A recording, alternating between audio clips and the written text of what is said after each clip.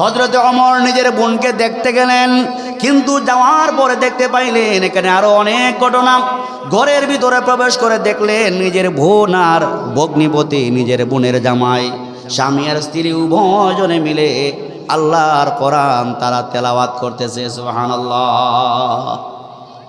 প্রাথমিক পর্যায়ে হযরত ওমর রাগ করলেন, গুসা করলেন, নিজের বোনকে প্রহার করলেন, মারলেন, আহত করে দিলেন। বোন তার পায়ে ধরে কাঁদতে লাগলেন, ভাই আমাকে মারবেন না, আমার স্বামীকেও মারবেন না, দুনিয়ার সর্বশ্রেষ্ঠ গ্রন্থ আল কোরআন আমরা তেলাওয়াত করেছি, মারবেন না। অল্প কিছুক্ষণ পরেই আল্লাহ পাক হযরতে ওমরের ভিতরে হেদায়েতের নূর ঢুকাইয়া দিয়েছেন। হযরতে ওমরে ফারুক বলতে বাধ্য হলেন, বোন রে, এই মুহূর্তে তোমাদের কণ্ঠে যে কোরআন তেলাওয়াত শুনলাম, একটু আগে ওই তেলাওয়াত তো বিশ্বনবী মুহাম্মদুর রাসূলুল্লাহর কণ্ঠে শুনে আসলাম। ও বোন, আমি আর দেরি করতে চাই না, অতি দ্রুত আমাকে মুহাম্মদুর রাসূলুল্লাহর কাছে নিয়ে যা, আমি কালিমা পড়ে মুসলমান হতে চাই। কালিমা পরে কি হতে চায়? তো আপনারা তাফসিরুল কোরআন মাহফিলের আয়োজন করেছেন, এই সুন্দর আয়োজনের দ্বারা এলাকাবাসী ধন্য হতে পারে কি পারে না? আওয়াজ করে বলেন, এলাকাবাসী ধন্য হতে পারে কি পারে না? শুধু হুজুরদের ওলামায়ে কেরামদের তাফসির শুনবেন, ওয়াজ শুনবেন, তারপরেই শেষ না। সকলকে পায়ে ধরে অনুরোধ করে যাব, আজকের তাফসির মাহফিল থেকে সকলকে ওয়াদা করতে হবে, সকাল সন্ধ্যা আল্লাহর কোরআন তেলাওয়াত করতে আমরা রাজি আছি না নাই? আল্লাহ সুবহানাহু ওয়া তাআলা তামাম দুনিয়ার মানুষকে চ্যালেঞ্জ ছুড়ে দিয়ে বললেন, যালিকাল কিতাবু লা রাইবা ফীহি হুদাল লিল মুত্তাকিন। আমিন বলে দিচ্ছেন, বান্দা শোনো, এমন এক ঐশী গ্রন্থ আমি আল্লাহ নাজিল করলাম, যেই কোরআনের মধ্যে, যেই ঐশী গ্রন্থের মধ্যে ভুল থাকবে তো দূরের কথা, ভুল থাকতে পারে এমন সন্দেহ পর্যন্ত নাই। সুবহানাল্লাহ। ভুল থাকবে তো দূরের কথা, সন্দেহ পর্যন্ত নাই। এই কথা যিনি বলতে পারেন তিনি কে? আল্লাহ পাক। এত সৎ বিহস সাহস দিয়ে এই কথা বলার মতো দুনিয়ার কোনো লেখকের নাই। তাহলে যে কোরআনের মধ্যে সন্দেহের অবকাশ নাই, সেই কোরআনের তাফসির যদি আমরা শুনি, সেই কোরআনের আলোচনা যদি আমরা শুনি, দুনিয়া আখিরাতে, ইহকাল এবং পরকালে আমাদের লাভ ফায়দা আছে না নাই? আল্লাহ তাআলা সূরা আনফালের মধ্যে বলেন, ইন্নামাল মুমিনুনাল্লাযীনা ইযা যুকিরাল্লাহু ওয়াজিলাত কুলুবুহুম ওয়া ইযা তুলিয়াত আলাইহিম আয়াতুহু যাদাতুহুম ঈমানা। আল্লাহ রাব্বুল আলামিন বলে দিচ্ছেন, বান্দারে শোনো, এমন এক ঐশী গ্রন্থ কোরআন নাজিল করলাম, ও বান্দা শোনো, ঐশী গ্রন্থ আল কোরআন যারা তেলাওয়াত করবে, গবেষণা করবে, পড়বে, ওই পড়ার দ্বারা, তিলাওয়াতের দ্বারা রব্বুল আলামিন প্রতিটা মুমিন বান্দা বান্দির ঈমানের পাওয়ারকে বৃদ্ধি করে দেন। জোরে কান সুবহানাল্লাহ। তামাম দুনিয়ার বই যদি আপনি বারবার পড়েন, 1000 বার পড়েন, তামাম দুনিয়ার বই পুস্তক যদি 1000 বার পড়েন, প্রতি হরফে হরফে 10টা করে নেকি, এই কথা নাই। আল্লাহর নবী হাদিসে পাকের মধ্যে বলেছেন, কোন মুমিন বান্দা বান্দি যদি ওযু সারা, ওযুবিহীন অবস্থায় আল্লাহর কোরআন থেকে একটা হরফ তেলাওয়াত করে, সাথে সাথে রব্বুল আলামিন 10টা নেকি বান্দার আমলনামায় লিখে দেন।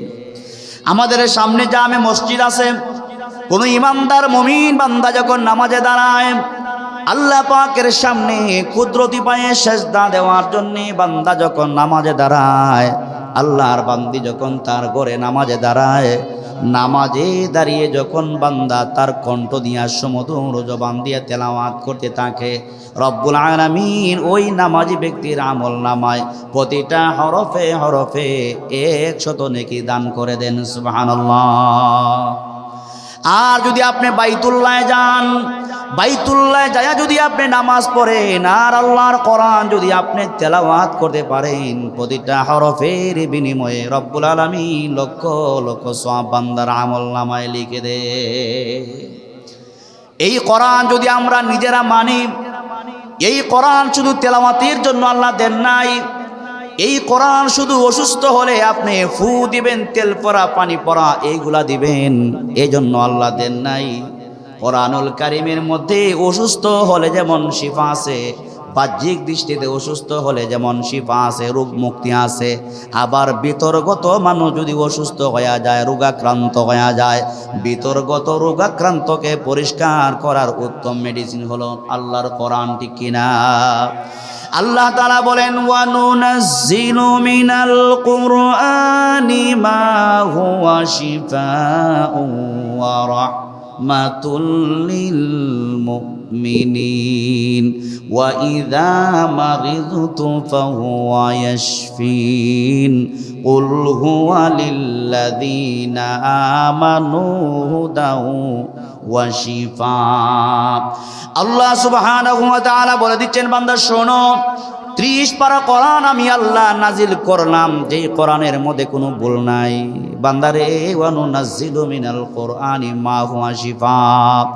ও বান্দা, কোনো মানুষ যদি অসুস্থ হয়ে যায়, কোনো মানুষ যদি অসুস্থ হয়ে যায়, বাহ্যিক দৃষ্টিতে যদি আপনি অসুস্থ হয়ে পড়েন, পেটে ব্যথা, মাথায় ব্যথাও যদি হয়ে যায়, রব্বুল আলামিন কোরআনুল কারীমে এমন মেডিসিন রেখে দিয়েছেন, এমন কিছু মেডিসিন আল্লাহ রেখে দিয়েছেন।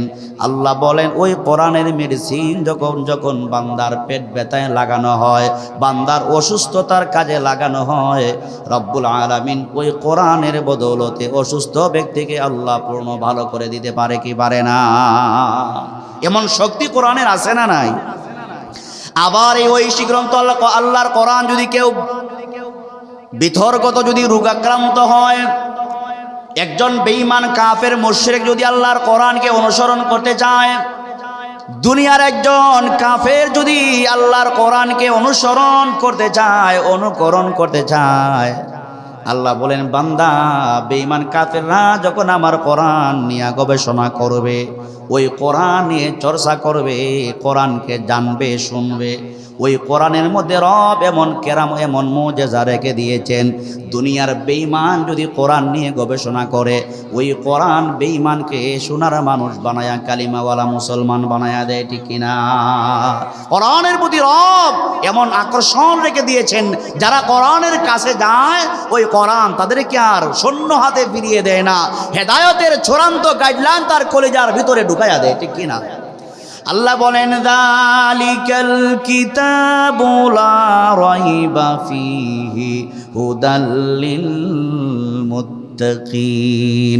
বান্দারে সাধারণ কোনো কিতাব না, ওই কিতাব যারা অনুসরণ করে, যারা ওই কিতাবের কাছে যায়, রব্বুল আলামিন তাদেরকে মুত্তাকি বানায়া দেয়, পরহেজগার বানায়া দেয়। জুরে কান সুবহানাল্লাহ। অসুস্থ মানুষ হলে আল্লাহ পাক কোরআনের বদৌলতে সুস্থ করে দেয়। আবার বিতর্কত রোগ যদি থাকে, একজন বেঈমান যদি সে ভালো হতে চায়, সোনার মানুষ হতে চায়, জান্নাতি মানুষ হতে চায়, ওই কোরআনের এমন পাওয়ার আছে, ওই কোরআনের এমন মুজিজা আছে, যে কোরআন একজন বেঈমানকে, একজন বেঈমান কাফেরকে জান্নাতি বান্দা বানাতে পারে। পারে কি পারে না? আমরা সবাই জানি খলিফাতুল মুসলিমিন ওমরের কথাই, ওমরের ইতিহাস আমাদের জানা আছে না নাই? আমি আস্তে আস্তে সামনে যাচ্ছি, ওমরে ফারুকের কথা আমাদের সকলের জানা আছে না নাই? ওমরে ফারুক রাদিয়াল্লাহু আনহু ইসলাম ধর্ম গ্রহণ করার আগে তার দাপটের কারণে মুসলমানরা মাথা উঁচু করে কালিমার দাওয়াত দিতে পারতো না, কথা ঠিক কিনা? ওমরে ফারুক রাদিয়াল্লাহু আনহু ইসলাম ধর্ম গ্রহণ করার আগে কেউ কালিমার দাওয়াত প্রকাশ্যে দিতে পারতো না, ভয় পাইতো, ঠিক কিনা? ঠিক না? ঘটনা ঠিক না? সবাই ভয় পাইতো, গোপনে গোপনে কালেমার দাওয়াত দিতে হইতো। আল্লাহ নবী গোপনে গোপনে 2 জন বীর বাহাদুরদের জন্য দোয়া করেছেন। এর মধ্যে একজন হলো আবু জেহেল, কপালপুর আবু জেহেল। 2 নম্বরে হলো কপালওয়ালা সোনার মানুষ হযরত ওমর ইবনুল খাত্তাব রাদিয়াল্লাহু। রাসূল দোয়া করেছেন, পরওয়ারদিগার, ইসলামকে বিজয়ী করতে হলে, মক্কার এই ভূখণ্ডে কালিমার পতাকাকে মাথা উঁচু করে দাঁড়াতে হলে, হয়তো আবু জেহেল না হয় ওমরের বেটা খাত্তাবকে ইসলামের দিকে আপনি দাবিত করে দেন। নবীর দোয়া ওমরে ফারুকের ক্ষেত্রে কবুল হয়েছে। হযরত ওমরে ফারুক বাজারে যাচ্ছেন, বাজারে কোথায় যাচ্ছেন? জোরে কোন কোথায় যাচ্ছেন? বাজারে যাচ্ছেন। আমরা তো কোরআনের বরকতই বুঝি না। মুসলমানদের ঘরে ঘরে কোরআন আছে, মগর বাবা মা মারা না গেলে ওই কোরআন আর আসমান থেকে নামে না। কোরআন যে জায়গায় রাখছে, প্যাকেট করে রাখছে, যে বাবা যদি মারা যায় তাড়াতাড়ি কোরআন নামাজ 2 অক্ষর পর। কিন্তু বাবা মারা যাওয়ার আগে, মা মারা যাওয়ার আগে, একজন মানুষ অসুস্থ হওয়ার আগে, বাহ্যিক হোক ভিতরগত অসুস্থ হওয়ার আগে যদি আমরা কোরআন তেলাওয়াত চালু রাখতে পারতাম, তাহলে ভিতরগত বাহিরগত সব বালা মুসিবত আল্লাহ দূর করে দিতেন। ওমরের এই কোরআনের কি আকর্ষণ, কি জাদু, এগুলো আমরা বুঝি না। ওমরে ফারুক ইসলাম ধর্ম গ্রহণ করে নাই, বাজারে রওনা দিয়েছেন, বাজারে যাবেন। তো বাজারে যাচ্ছেন, রাস্তায় পাইলেন বাইতুল্লাহ, দুনিয়ার সবচেয়ে সেরা ঘর বাইতুল্লাহ। 1 রাকাত নামাজের দ্বারা আল্লাহ পাক সাথে সাথে বান্দার আমল নামায় 1 লক্ষ রাকাতের সওয়াব দেন। বাইতুল্লাহ যায় যদি একটা সেজদা দেন, এই মসজিদে 1 লক্ষ সেজদা দিয়া রবকে যেই পরিমাণ খুশি করতে পারবেন, বাইতুল্লাহ যাইয়া একটা সেজদা দিলে এর চাইতে রব বেশি খুশি হয়ে যায়। এই মসজিদে 1 লক্ষ রাকাত নামাজ পড়ে রব্বুল আলামিনের যত কাছে যাইতে পারবেন, বাইতুল্লাহতে 1 রাকাত নামাজের দ্বারা বান্দা বান্দি আল্লাহর এর চাইতে বেশি কাছে পৌঁছে যায়। তো বাইতুল্লাহ মসজিদে যাওয়ার জন্য রওনা দিছেন। কথা কি বুঝতেছেন না? আল্লাহ জানে। রাস্তায় পাইছে বাইতুল্লাহ, ইসলাম ধর্ম গ্রহণ করে নাই, মনে মনে ভাবতেছেন বাইতুল্লাহ যেহেতু পাইছি একটু তাওয়াফ করে যাই। আগেকার জমানার বেঈমান কাফেরও কি করতো? বাইতুল্লাহরে তাওয়াফ করতো। তো বাইতুল্লাহকে একটু তাওয়াফ করে যায়। বাইতুল্লাহ তাওয়াফ করবে, এমন সময় শুনতে পাইলেন হাতিমে কাবা যে আছে না বাইতুল্লাহর পাশে, ওই হাতিমে কাবায় হেলান দিয়ে দু জাহানের বাদশাহ শফিউল মুজনবিন সাইয়্যিদুল কাউনাইন নবী মুহাম্মদ আরবি সাল্লাল্লাহু আলাইহি ওয়াসাল্লাম আল্লাহর কোরআন তেলাওয়াত করতেছে। কি তেলাওয়াত করতেছে? আল্লাহর কোরআন। ওমরে ফারুক যখন আল্লাহর নবীর কণ্ঠে কোরআন তেলাওয়াত শুনলেন, আমার আপনার কণ্ঠের তেলাওয়াত আর নবী মুহাম্মদুর রাসূলুল্লাহর তেলাওয়াতের মধ্যে ব্যবধান আছে না নাই? আরো জোরে কোন আছে না নাই? ওমরে ফারুক আল্লাহ নবীর কণ্ঠে কোরআন তেলাওয়াত শুনতেছেন। ওমরের ভিতরে বেঈমান থাকা অবস্থায় যতটা প্রশ্ন উদিত হয়েছে নবীর কোরআন তেলাওয়াত শুনে, আর মনে মনে আফসোস করে এত সুন্দর কণ্ঠ, এত সুমধুর কণ্ঠের কোরআন তেলাওয়াত জীবনে আর কোনোদিন শুনলাম না। নবী কি জাদুবিদ্যায় পারদর্শী নাকি বা অন্য কিছু নাকি? যতটা প্রশ্ন উমরের ভিতরে উদয় হয়েছে, আল্লাহর নবী ততটা প্রশ্নের জবাব কোরআন থেকে আল্লাহ বের করে দিয়েছেন। সুবহানাল্লাহ। উমরের ভিতরে যতটা প্রশ্ন উদিত হয়েছে, আল্লাহর নবী তো আর আলিমুল গাইব না, গাইবের খবর জানে না। কিন্তু আমার আপনার নবীকে আল্লাহ পাক জিবরিল আমিনের মাধ্যমে জানাইতে পারে কি পারে না?